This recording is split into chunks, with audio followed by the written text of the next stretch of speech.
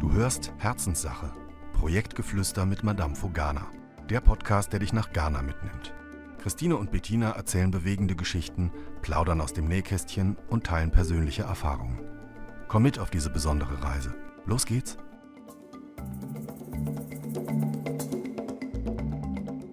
Hallo ihr Lieben, herzlich willkommen zur Herzenssache, dem Podcast von Madame Fogana. Heute mit einer Sonderfolge, denn wir haben ganz hohen Besuch in Ghana. Der Jerome ist mit seiner kompletten Familie gekommen, um seine Projekte zu besuchen. Herzlich willkommen. Vielen Dank für die Einladung, Bettina. Ja. Wir freuen uns total, dass Jerome hier ist. Nicht zum ersten Mal, sondern zum zweiten Mal. Genau. Zum zweiten Mal. Und vielleicht machen wir die heutige Folge einfach mal darüber, was jemand bewegt, der uns fördert. Und die total tolle Sache ist, dass Jerome sogar hier aus Ghana kommt. Jerome, erzähl doch mal ein bisschen von dir.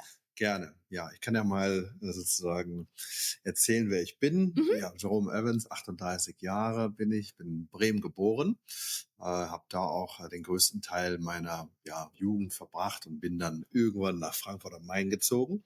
Das war auch ungefähr die Zeit, wo ich das erste Mal von Madame gehört habe. Das war um 2013, 2012 rum, als ich dich bei Stern TV gesehen habe. Ah, okay. Bei Stern TV. Genau. Wow, und wie war das denn so für dich? Weil ich erinnere mich noch total, als ich da auf dem Sitz gesessen habe, ich war so aufgeregt.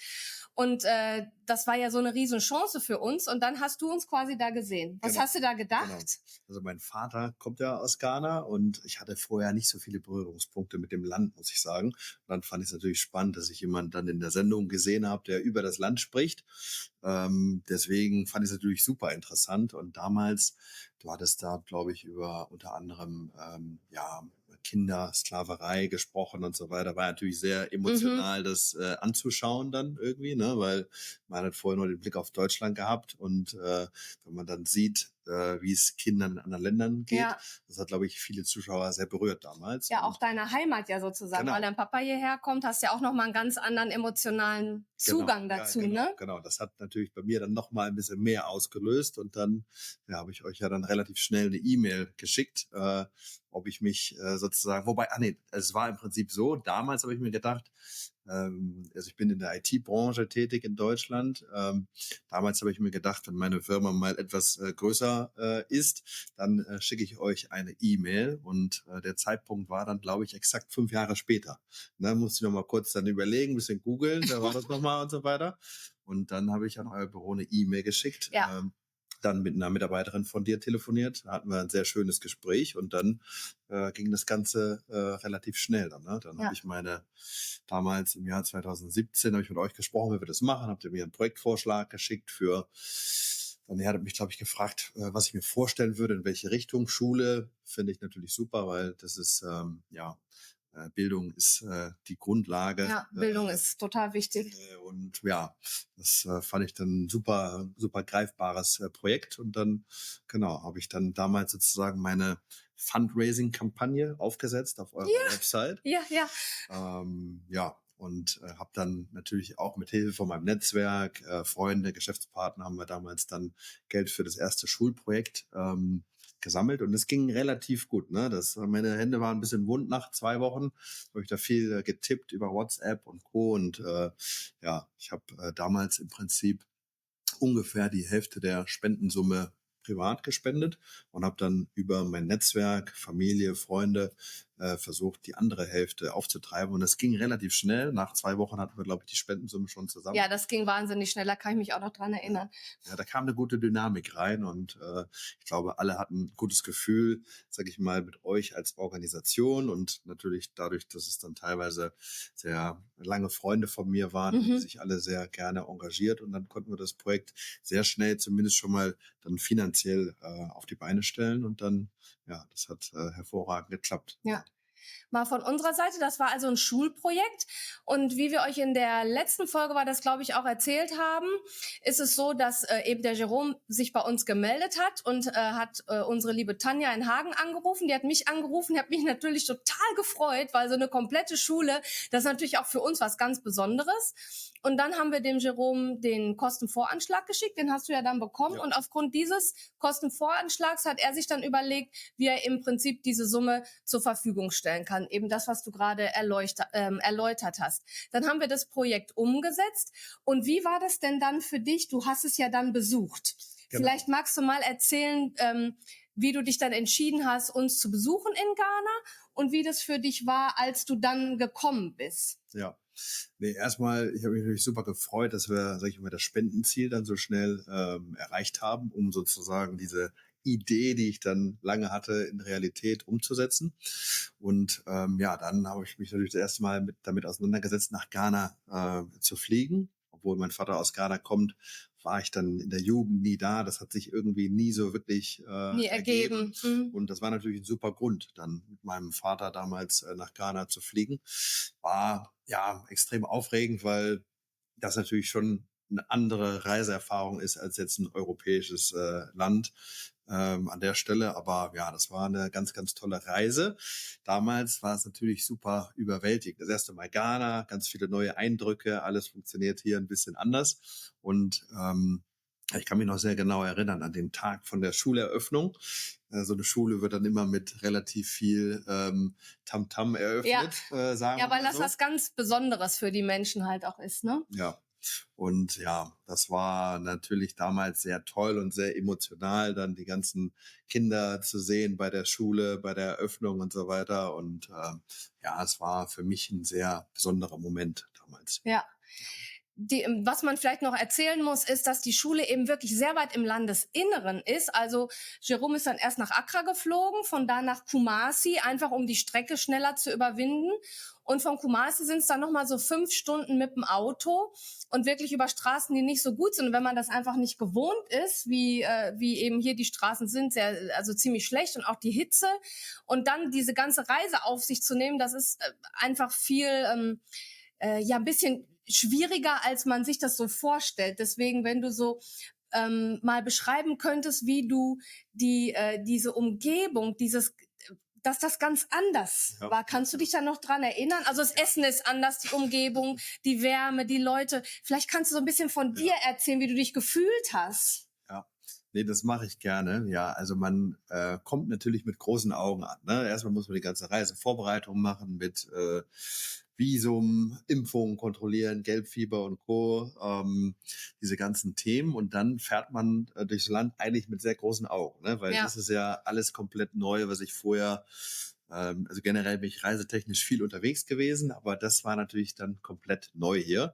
Deswegen, ja, also man fährt da mit großen Augen durchs Land. Was ich besonders beeindruckend fand, war, die Leute waren alle sehr super nett und lieb und so weiter. Also sehr herzlich, muss man sagen. Das ghanaische Volk an der Stelle. Und mit den Kindern ist natürlich immer ganz schön.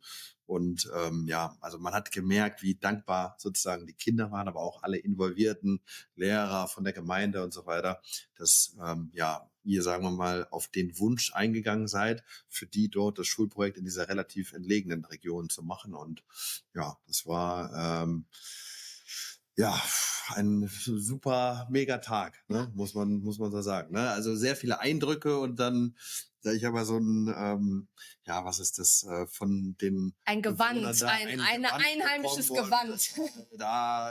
Das ist natürlich alles sehr so ein bisschen überfordernd gewesen dann in dem Moment. Ja, und das kann ich mir vorstellen. Wenn ich jetzt die Bilder sehe von vor 7 Jahren, ja, wow, das war schon wirklich ja, eine komplett ganz andere Welt, aber wie gesagt, ein ganz, ganz toller Tag. Ja, woran ich mich total gut erinnern kann, ist das eben, was du gerade gesagt hast, sieht man dir ja auch ein bisschen an. Du kommst ja aus Ghana, also dein Papa kommt hierher und dein Papa war ja auch dabei.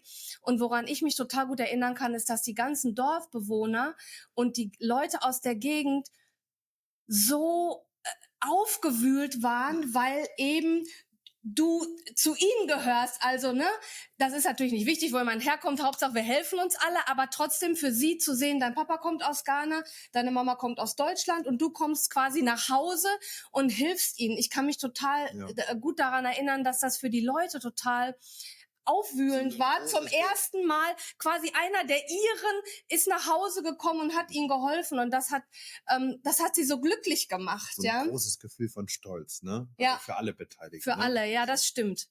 Ja, das ist schon eine Weile her und jetzt sitzen wir aktuell gerade in Takoradi. Also damals waren wir da in der Bronger Hafo-Region, jetzt ist es die Bono-Region und jetzt sitzen wir in der Western Region und haben gestern die Schule besucht, die du hier gebaut hast. Vielleicht, ich meine, klar, wir haben die Schule vorgeschlagen, logisch, aber was hat euch denn, ich glaube, dein Vater steckt da vielleicht auch ein bisschen hinter, dazu bewogen, hier jetzt mal in der Western Region was zu machen? Ja, also generell das erste Projekt, das hat mir so gut gefallen, dass ich dann dachte, okay, das wird jetzt nicht die letzte Schule sein oder das letzte Projekt, was ich sozusagen dann umsetzen möchte mit euch.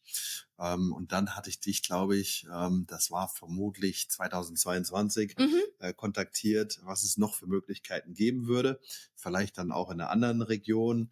Wir sind jetzt hier bei dem Schulprojekt circa 30, 40 Minuten von dem Ort entfernt, wo der Rest der Familie von meinem Vater lebt. Ja. Das war natürlich auch schön, dass man die mitnehmen konnte zu dann der Schuleröffnungsfeier. Dass sie da jetzt nicht. Also deine ganze Familie, deine ghanaische Familie ist mitgekommen gestern, ne?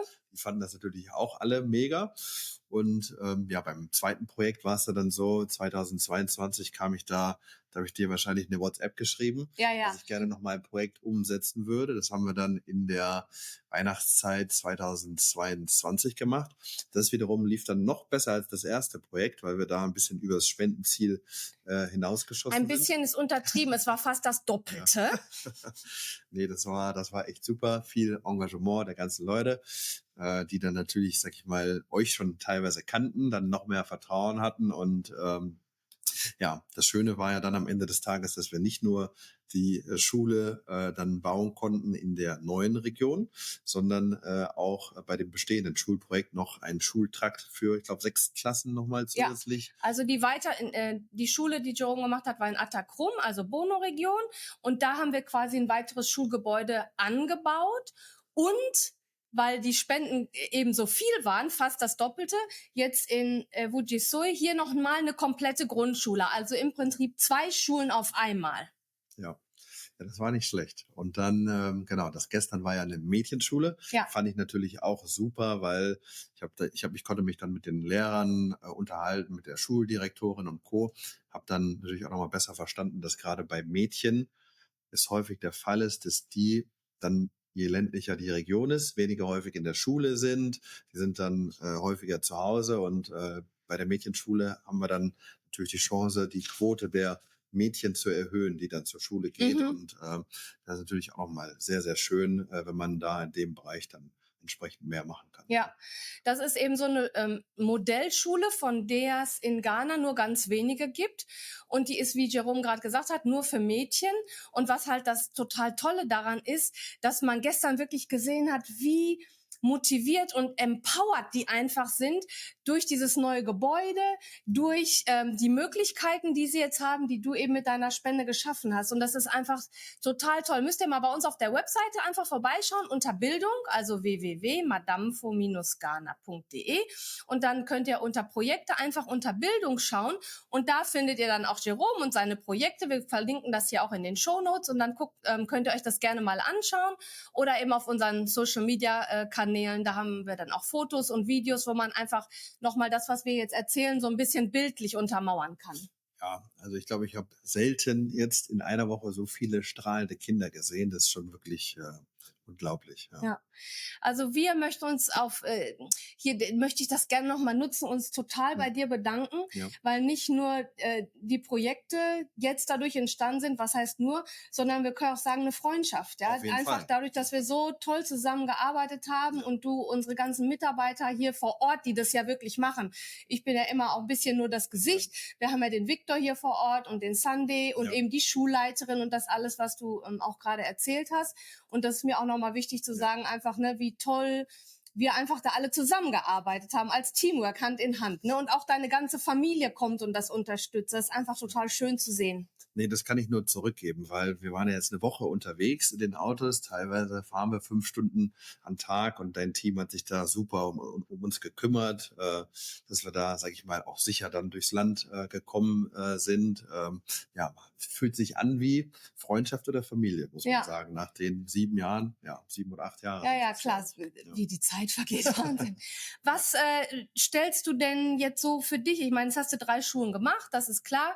Wo hat dich denn das Ganze jetzt hier vor Ort auch persönlich bewegt, abgesehen vielleicht von deinem Engagement? Es eröffnet ja auch einfach den Horizont zu sagen, jetzt hast du gesagt, bist von Bremen nach Frankfurt in eine Riesenmetropole gezogen, beruflich hast du da auch sicherlich viel zu tun.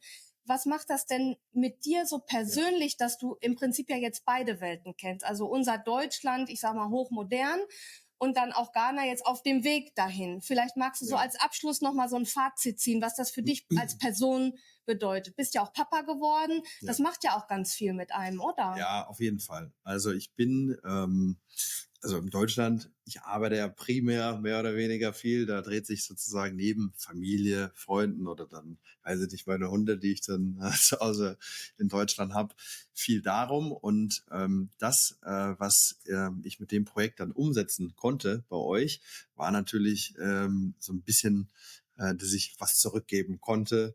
Dann durch den geschäftlichen Erfolg, den ich dann im Laufe der Zeit aufgebaut habe, war das natürlich dann ein total toller Antrieb für mich, dass ich, sag ich mal, das, was ich mit meiner Firma dann aufgebaut habe, dass ich davon einen Teil nutzen kann, um dann was Gutes in der Welt zu bewegen. Ne? Man kann jetzt nicht, ich kann jetzt nicht überall dafür sorgen, dass eine Schule gebaut wird. Ghana lag jetzt natürlich klar, ist am auch dein nächsten. Zuhause, ne? Dadurch, genau, dass es dann das Land ist, in dem mein Vater geboren wurde und ich da dann eine natürliche Verbindung habe.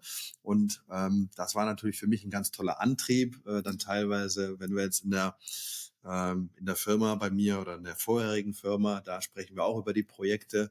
Die Firmen haben sich dann teilweise auch beteiligt und die Mitarbeiter bei mir in der Firma, die fanden das auch ganz, ganz toll, dass ich mich da engagiert habe, haben da teilweise auch selber unterstützt und ja, für mich ist das eine tolle Motivation, dann einen Teil sozusagen meines Erfolges dann weitergeben zu können an Menschen oder eben auch speziell Kinder, die es dann nicht so gut haben, wie wir alle in Deutschland am Ende des Tages, muss man sagen. Und das wäre natürlich auch mein Wunsch, wenn es jetzt mehr Leute gibt, für die ich dann vielleicht eine Inspiration bin, dass sie selber ein Projekt mit euch umsetzen.